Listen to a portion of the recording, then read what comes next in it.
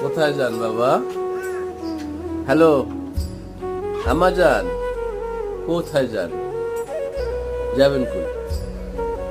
হ্যাঁ, জগিং করবেন? ব্যায়াম করতে যাবেন? জগিং করবেন? এই জগিং?